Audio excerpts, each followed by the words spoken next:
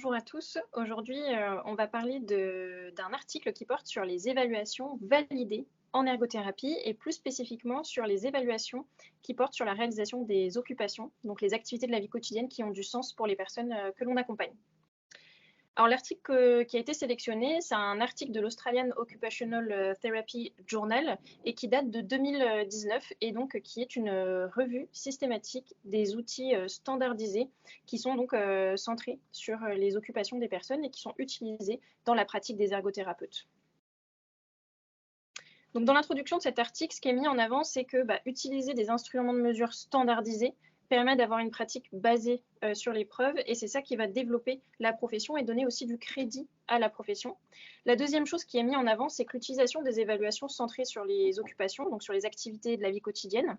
Ce qu'on sait sur cette utilisation, c'est qu'il y a un manque de connaissances de la part des ergothérapeutes sur les évaluations qui existent à ce jour et qui vont aller étudier les occupations qui ont du sens pour la personne et la façon dont elle les réalise, et que quand ces évaluations sont connues, leur disponibilité est limitée et leur accès est difficile, que ce soit du fait du coût, que ce soit du fait de la langue d'origine.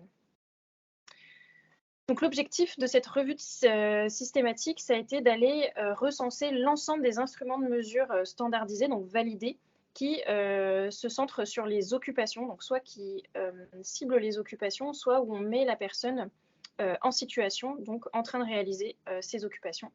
Le but de cette revue systématique, c'est de guider le choix des ergothérapeutes quant aux évaluations qu'elles peuvent utiliser sur le terrain. Donc, au niveau de la méthode qui est utilisée dans cet article, les chercheurs, ils ont été sur plusieurs bases de données et sur ces bases de données, ils ont inscrit des mots-clés qui étaient en lien avec assessment, donc l'évaluation. Donc, ils ont mis tous les synonymes de l'évaluation et psychométrique. Et donc, tous des synonymes sur psychométrique. Donc, avoir des valeurs psychométriques, ça veut dire que votre évaluation, elle est validée. Ils ont choisi de juste mettre ces mots génériques sans avoir des mots en lien avec les activités de la vie quotidienne, avec les occupations, pour pouvoir vraiment recueillir tous les articles de toutes les évaluations validées et ensuite, après, faire du tri. Pour faire du tri, ils ont été chercher parmi les articles trouvés les articles qui portaient sur des évaluations développées par des ergothérapeutes ou en collaboration avec des ergothérapeutes. Et au niveau des outils d'exclusion, ils ont enlevé tous les bilans qui n'étaient pas relatifs aux activités de la vie quotidienne. Et donc, une fois qu'ils ont donc, été dans les bases de données, trouvé tous leurs articles, ensuite éliminé les articles en fonction de leurs critères d'inclusion et d'exclusion, ils ont trié l'ensemble des articles en fonction de 5 catégories. Les articles qui parlaient des évaluations en lien avec les ADL, donc Activity of Daily Living, les articles en lien avec la productivité, donc plutôt l'activité professionnelle, les articles en lien avec le jeu et les loisirs, les articles en lien avec l'aspect social de la vie d'une personne, et enfin les articles en lien avec des bilans sur le repos et le sommeil. Donc au niveau des résultats, ce qu'ils ont pu voir, c'est qu'au départ, ils avaient 4366 articles, qu'une fois les critères d'inclusion d'exclusion mis en lien avec ces 4366 articles, il n'y en a eu que 58 de sélectionnés. Ce qu'ils ont vu sur ces 58 articles, c'est qu'il y avait une absence d'articles spécifiques à l'éducation et aux loisirs. Et sur les 58 articles, parmi le niveau de rigueur scientifique et donc de méthodologie de recherche, il y en a 15% qui ont été jugés comme ayant une qualité basse, 60% une qualité modérée et 24,2% une qualité bonne. Et ils ont gardé du coup les qualités modérées et bonnes, ce qui fait qu'à la fin de tout ce processus, on n'a plus que 49 articles et donc 641 instruments de mesure recensés par ces 49 articles.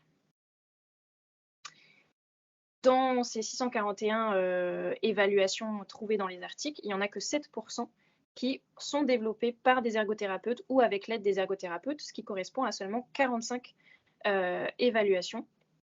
Et parmi ces 45 évaluations, il n'y en a que 16 qui sont recommandées sur le terrain dans les conclusions des revues systématiques qui ont été sélectionnées.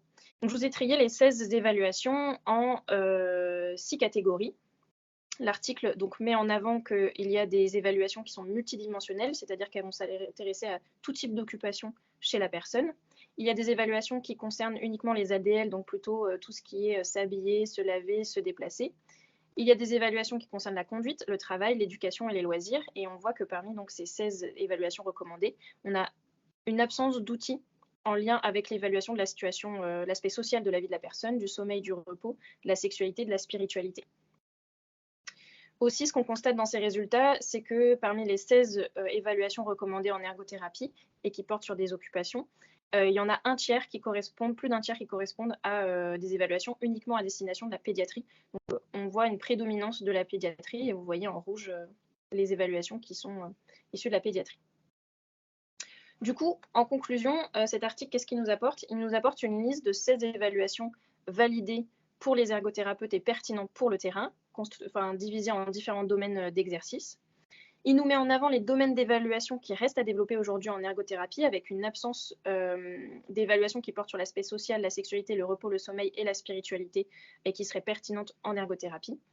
Il nous met aussi en avant que dans les limites pour l'utilisation des évaluations qui sont centrées sur les occupations, ça va être le temps de passation et que du coup, il faudrait développer des évaluations à passation courte et des évaluations dites de dépistage où on ne va pas tout de suite creuser chez la personne. Et enfin, il nous met en lumière cet article dans sa conclusion que parfois les évaluations qui sont les plus utilisées, les plus citées, ne sont pas forcément celles qui ont les meilleures qualités psychométriques, donc qui sont les mieux validées, standardisées. Et il donne l'exemple de l'indice de Bartel, qui n'est pas forcément celui qui est le plus robuste au niveau scientifique. Voilà, j'espère que cet article vous aura plu et qui vous aura apporté des idées d'outils que vous pouvez utiliser dans la pratique et ce qui pourrait être intéressant aussi de développer dans la pratique des ergothérapeutes. À une prochaine fois pour un nouvel article. Au revoir et merci de votre écoute.